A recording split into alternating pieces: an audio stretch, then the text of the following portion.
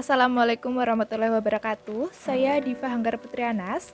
Di sini saya akan menjelaskan mengenai pembelajaran STM untuk kelas tinggi dan kelas rendah untuk memenuhi tugas ujian akhir semester Selekta IPA. Langsung saja saya akan menjelaskan mengenai pembelajaran STM kelas rendah terlebih dahulu, kemudian langsung disusul dengan pembelajaran STM kelas tinggi. Pembelajaran STM atau Sains Teknologi Masyarakat merupakan model dalam proses belajar mengajar yang mengaitkan antara sains teknologi dalam konteks kehidupan. Model STM adalah dapat meningkatkan literasi sains, perhatian terhadap interaksi sains, teknologi, dan masyarakat. Karena siswa dituntut lebih aktif menemukan permasalahan sendiri yang kemudian ditindaklanjuti mencari solusinya. Pemahaman yang baik dalam sains ini akan meningkatkan kemampuan berpikir kritis, bernalar logis, memecahkan masalah secara kreatif, dan membuat keputusan yang bertanggung jawab terhadap permasalahan yang menyangkut sains, teknologi, dan masyarakat. Pembelajaran STM untuk anak kelas 2 SDMI, saya mengambil masalah penyakit cacingan, infeksi cacing kremi, penyakit cacingan yang sering menyerang anak-anak. Dengan demikian, jaringan konsep STM-nya secara garis besar dapat meliputi aspek yang pertama, tidak menjaga kebersihan lingkungan dan kesehatan badan, lalu dampak kesehatan pada tubuh, kemudian penanggulangan dan membiasakan diri untuk menjaga kebersihan dan kesehatan. Lalu, dengan tema hidup bersih dan sehat, dengan tema tersebut dapat dikembangkan pembelajaran materi dalam bidang lain, diantaranya pada mata pelajaran PPKN, yaitu memahami makna dalam sikap bersatu untuk saling menjaga kebersihan dan menjaga kesehatan tubuh di lingkungan masyarakat. Kemudian untuk mata pelajaran PJOK, memahami dan mempraktekkan prosedur dalam menjaga badan tetap sehat dan membersihkan lingkungan. Lalu, dalam mata pelajaran matematika, mengenal konsep dari ruas garis dengan menggunakan model bangun datar dan bangun ruang yang terdapat bentuk yang sama dengan alat kebersihan. Misalnya, bentuk sabun batang sama dengan bangun datar persegi panjang. Kemudian di sini ada contoh persiapan untuk tema hidup bersih dan sehat.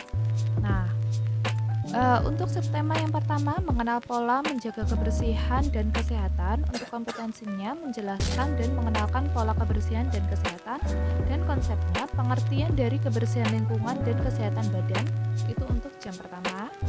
Kemudian yang kedua, keuntungan dari menjaga kebersihan lingkungan dan kesehatan tubuh, dengan kompetensi mengidentifikasi dari keuntungan kebersihan lingkungan dan menjaga kesehatan tubuh, dengan konsep keuntungan diri menjaga kebersihan dan kesehatan. Itu untuk jam kedua. Lalu, subtema dampak negatif jika tidak menjaga kebersihan lingkungan dan kesehatan tubuh, dengan kompetensi menjelaskan dampak negatif dari tidak menjaga kebersihan lingkungan dan kesehatan tubuh dengan konsep jenis-jenis penyakit yang timbul untuk jam ketiga. Kemudian yang terakhir, untuk subtema membiasakan kebiasaan dari menjaga kebersihan lingkungan dan kesehatan tubuh dengan kompetensi menjelaskan dan mempraktekkan bagaimana menjaga kebersihan dan kesehatan dengan konsep kebiasaan hidup bersih dan sehat. Itu untuk jam keempat. Dengan langkah-langkah pembelajarannya, yang pertama, untuk tahap invitasi mengajukan pertanyaan pada peserta didik. Misalnya, siapa yang tidak pernah mencuci tangan di saat setelah bermain? Siapa yang selalu mencuci tangan di saat sebelum makan? Lalu, siapa yang selalu membersihkan kamar tidurnya sendiri di saat setelah bangun tidur? Mengapa kita selalu dianjurkan untuk selalu menjaga kebersihan dan kesehatan? Dan bagaimana jika kita tidak pernah menjaga kebersihan lingkungan dan tidak menjaga kesehatan tubuh? Lalu untuk B, tahap eksplorasi, pendidik bertanya kepada peserta didik, apa saja sikap dari menjaga kebersihan diri dan lingkungan, dan coba kalian praktekkan bagaimana cara mencuci tangan dengan benar. Lalu, pendidik menyuruh peserta didik untuk mengamati keadaan lingkungan kelas, apakah menurut kalian lingkungan kelas saat ini sudah bersih atau belum? Lalu, pendidik mengajarkan peserta didik bagaimana cara membersihkan lingkungan dengan benar. Kemudian, apakah kalian sudah membeli jajanan sembarangan? Apakah kalian suka membeli jajanan sembarangan? Kemudian, amatilah apa saja penyakit yang timbul ketika kalian tidak menjaga kebersihan dan kesehatan. Kemudian untuk C, tahap solusi. Yang pertama, penubuhan pada setiap jawaban peserta didik yang benar, lalu memberikan saran kepada peserta didik bagaimana sebaiknya menjaga pola hidup yang benar dengan menjaga kebersihan lingkungan dan kesehatan tubuh. Lalu yang D, tahap aplikasi, yaitu melakukan aksi nyata dengan menjaga kebersihan lingkungan dan kesehatan tubuh. Kemudian di sini ada membuat karya teknologi sederhana. Di sini contoh saya adalah membuat baling-baling kertas. Sekian untuk pembelajaran STM untuk kelas rendah. Kemudian kita lanjut untuk pembelajaran STM untuk kelas tinggi. Lalu selanjutnya saya akan menjelaskan pembelajaran STM untuk anak kelas 6 SDMI. Di sini saya mengambil masalah anak Indonesia kurang mengkonsumsi buah dan sayuran. Mengapa anak belum bisa terbiasa makan sayur dan buah? Topik ini dibahas dengan anak untuk mengingat kandungan dan mengetahui manfaat sayur dan buah-buahan, serta bagaimana cara mengkonsumsinya agar senantiasa menjaga kesehatan tubuh mereka melalui pola makan. Lalu, jaringan konsep STM-nya secara garis besar dapat meliputi aspek yang pertama, tidak mengkonsumsi sayur dan buah-buahan, lalu diikuti dengan dampak kesehatan pada tubuh, penanggulangan, macam-macam kandungan pada sayur dan buah-buahan, lalu kebiasaan pola makan. Dengan tema sayur dan buah-buahan tersebut dapat dikembangkan pembelajaran materi bidang lain, diantaranya adalah dengan mata pelajaran bahasa Indonesia, yaitu mengembangkan keterampilan dalam berbahasa dengan cara mengarang menggunakan tema sayur dan buah. Kemudian mata pelajaran matematika melatih keterampilan dalam berhitung. Ini dapat dilanjutkan dengan mengganti angka dengan jumlah sayur dan buah.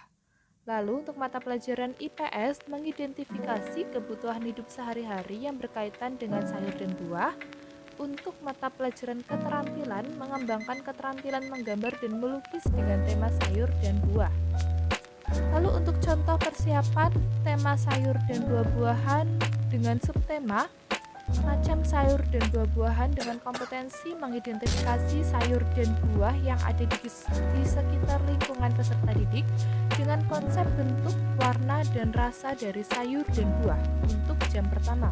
Kemudian subtema yang kedua, kandungan sayur dan buah dengan kompetensi mengidentifikasi kandungan dari sayuran dan buah yang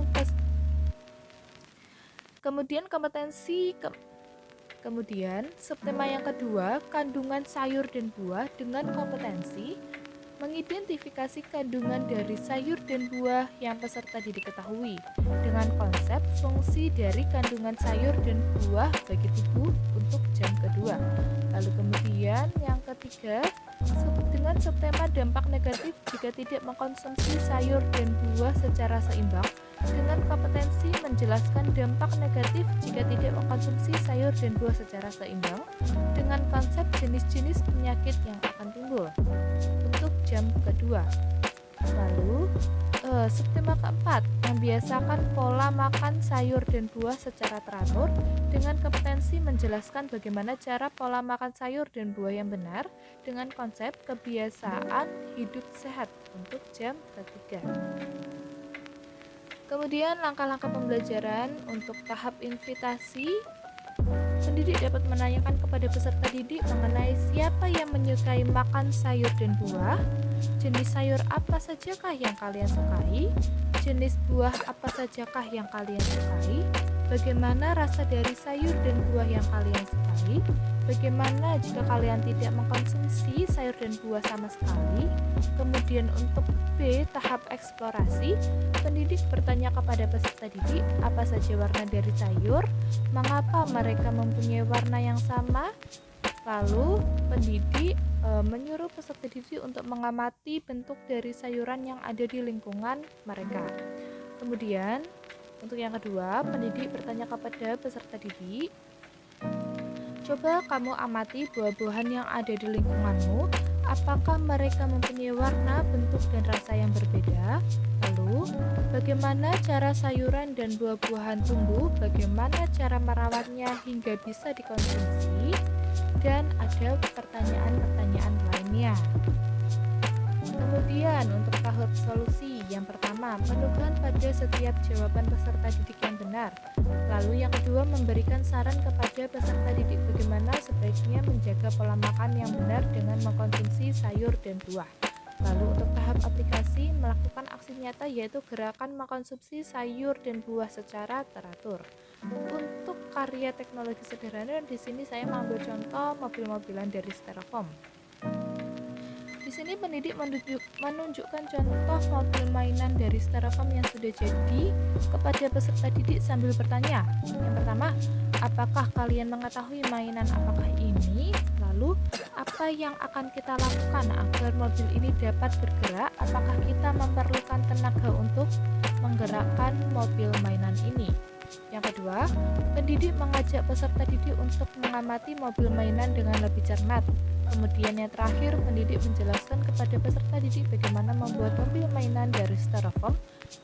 Kemudian peserta didik diminta untuk mempraktekkannya. Sekian penjelasan saya mengenai pembelajaran STM kelas rendah dan kelas tinggi. Mohon maaf apabila ada kesalahan kata dan kekurangan dari penjelasan saya tadi. Saya akhiri, wassalamualaikum warahmatullahi wabarakatuh.